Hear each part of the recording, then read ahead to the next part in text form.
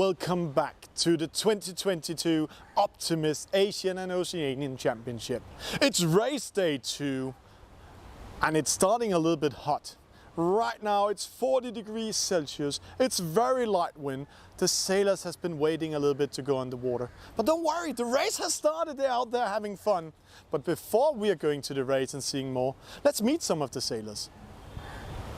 My name is Dylan Cafferty. I'm from the Edgartown Yacht Club in the USA. I think the best part of being an Opti sailor is just getting to meet a bunch of cool people and other cool Opti sailors around the world. It's great you get to experience tons of different cultures and meet super cool people. Yesterday sailing, super fun, super tough, really have to sail to the pressure, but I expect that today I can do a little bit better. There's a little more wind, and I hope to make gold fleet today.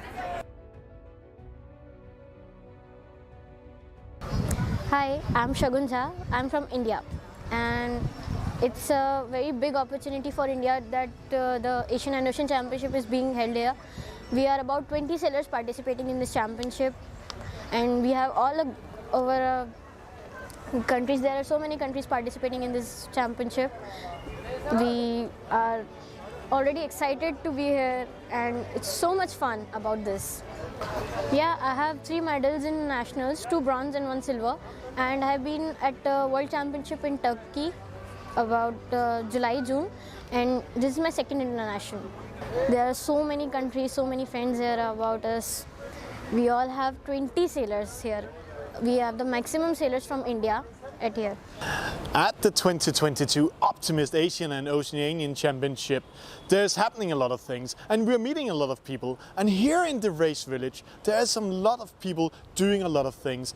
Some of them are the race committee. Let's hear and see more about what they are doing. Good morning. My name is Ruth Samiran.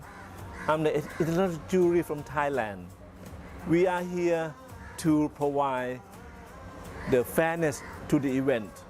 We all have 7 people in the jury. We are independent from the race committee or the OA because we have to be independent to free for all. We have no nation actually, but the jury comprised of some international jury and some training from India. We are here to provide the fairness. If there's any problem on the water, because the sea is so big, we cannot, it's not like a football match that they have referee and then they can watch and decide what's going on. But this thing, when they have a problem of the dispute between 2 boats or more, they can come ashore and tell us what happened. And we are the one who decide who's right, who's wrong. Like we are the judge in the real world. Okay, so if in some case, on the water, sailing is a spot of honor. If they broke the rule on the water, they can penalize themselves by doing 2 turns, and that's it. Nothing happened at all. But if they think they did not break the rule and they want to challenge it, they can come to us and we make a decision. That's what we are doing right now here. To make a fair competition for everybody. It's called measurements. And the sailors are competing all the measurements themselves together with some officials. Let's see and hear more about that. Hello, my name is Alexandra Williman. I am a member of the technical committee for IOTA, and we will be talking about how measurement works. We have 2 instances of measurement in IOTA championships. One is inshore and the other one is going to be in the water. So inshore, what we want to make sure is that all the equipment of the Optimist is inspected because we want everyone to sail under the same conditions. And one of the most important things that we look for is safety for all the kids. When we measure inshore, what we want to make sure is that all the equipment is compliant with the class rules. So we're going to be checking the hull, we're going to be weighting it, then we're going to be checking all the spars, okay, that they are within the measures, and then we're going to be checking rudders and drag boards, that they are within the weight that is necessary and within the measures that are necessary as well. As well ensure we are going to be checking life jackets for the kids, that they are in good conditions, and we make sure that it's for the weight that the kids are for, and that they're compliant with the rules as well. Once we are racing, we are located up to the finish line in a boat with an M for measurement. So we will always be picking some boats that have been racing, and we will be checking in the water different elements. So we want to make sure that everyone is racing under the same conditions and that they are compliant with the class rules as well. And the next thing that we're going to be checking that is very important for us is the safety of the kids. So I will be showing you what we are specifically looking for in the boats. We're going to be checking that the tow line is correctly attached, that the mast clamp is in the correct position so that the mast does not come out. Then we're going to go up and we're going to check that the band sail is within the band limits. Okay? So it's very important that it's not touching the line here. It has to be in between the two of them. Next thing we're going to be checking for is that the bailers are correctly attached, and this is very important. They have to be attached to the hull, and by hull we mean the straps. It can be around here in the boat, or it can be into these metal pieces here, okay? So if, for example, your dagger board that needs to be attached as well is attached through the elastic, that is not correct, okay? It has to be attached either here into the metal part or around the boat here. We use this ruler in the water to make sure that the distance between the sail and the spars is the correct one. So it should be 1 centimeter, okay, the maximum. So we place this ruler in this position and we make sure that the distance is not bigger than that. The same thing will be applied here in the boom. And then what we're going to be looking for is this distance that is not bigger than 10 centimeters, okay? And it's very important also that this ring, you can have more than one ring, but the ring cannot have movement along this line. So the other thing that we will be checking in the water is that the life jacket is correctly attached. And then one important thing is that your whistle is attached to your life jacket as well. So we did review what measurement does inshore and in the water. It's very important for us to make sure that you're all sailing in the same conditions, and safety is very important for everyone as well. So just enjoy and have fun. Thank you.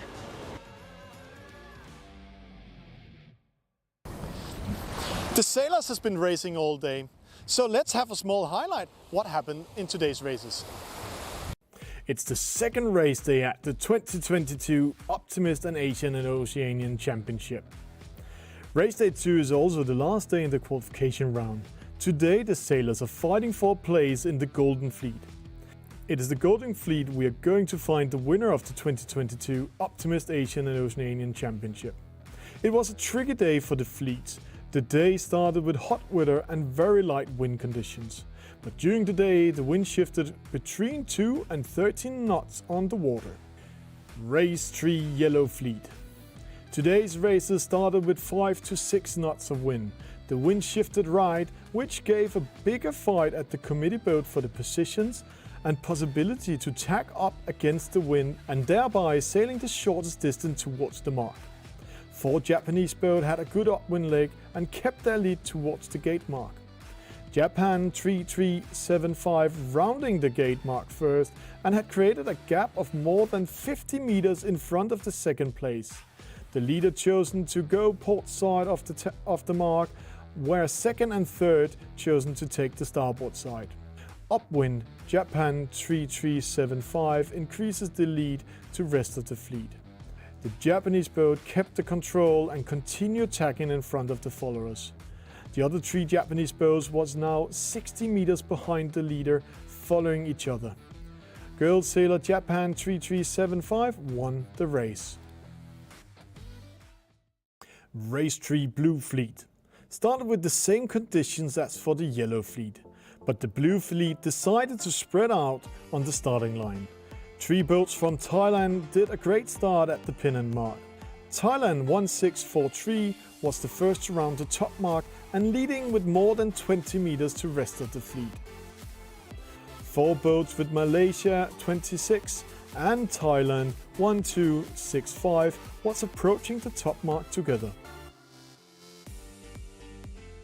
Downwind, Thailand 1643 kept the lead, followed by 3 Japanese boats with Japan 3318, Japan 3381 and Japan 3550. Upwind towards the finish line, Thailand 1643 did everything to defend the position and ended up winning the race. After the end of race 3, all sailors approaches the coaches to analyze the race and talk about the condition. An important element to be able to improve today's races. It was a hot day on the water and the sailors used the break to get some food and water. Race 4, Yellow Fleet. The sailors was aggressive in their start. 3 starts with general recall and ending up with a black flag and another AP flag. Start 4 was the good start. All sailors got a clear start.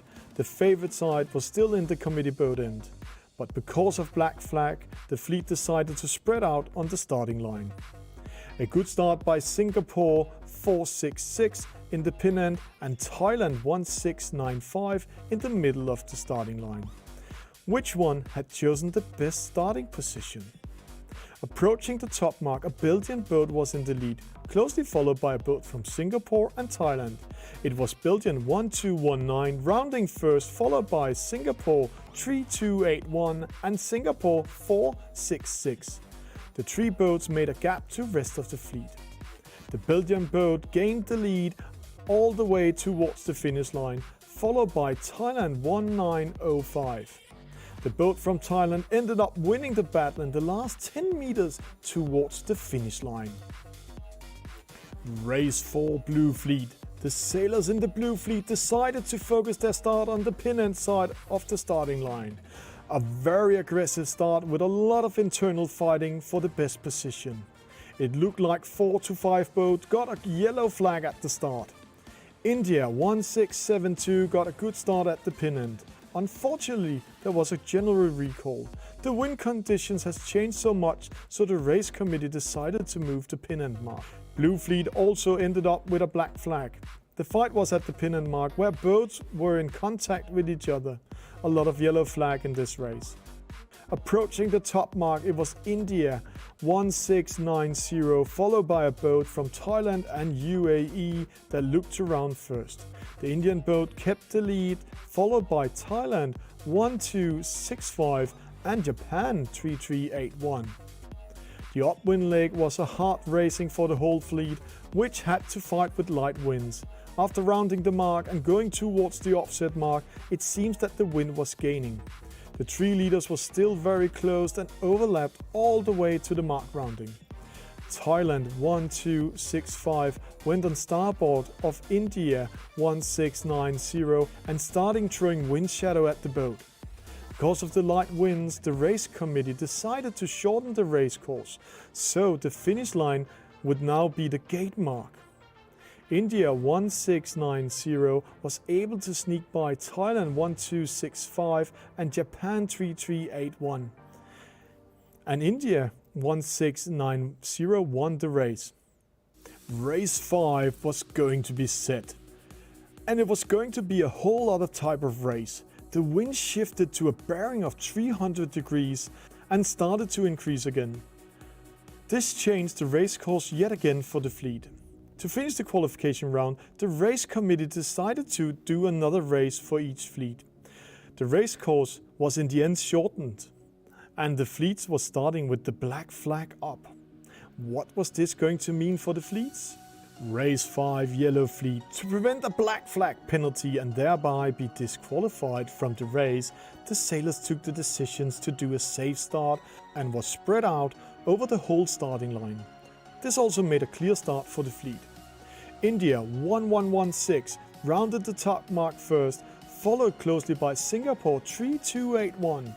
They managed to make a small gap to the rest of the fleet. Yet again, the race committee decided to shorten the race course and finish the race at the gate mark. It was India 1116 and Singapore 3281 that were going to fight for the victory on the last downwind.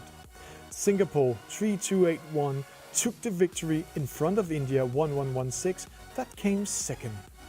Race 5 Blue Fleet. The Blue Fleet finished race 4 with light winds, and race 5 also started with light winds of only 4.5 to 5 knots of wind speed. Blue Fleet also chosen to do the safe start and spread out on the whole starting line. Coming towards the top mark, it was Singapore 4580 and Sri Lanka 1002 that were in the lead. Also, Blue Fleet had a shortened race course, and now it was a dog race downwind towards the finish line. Singapore 4580 took the victory with USA 23108 in second and Thailand 1243 in third. Now it's going to be exciting who took which position, who is qualified into the final series, into the Gold Fleet and into the Silver Fleet.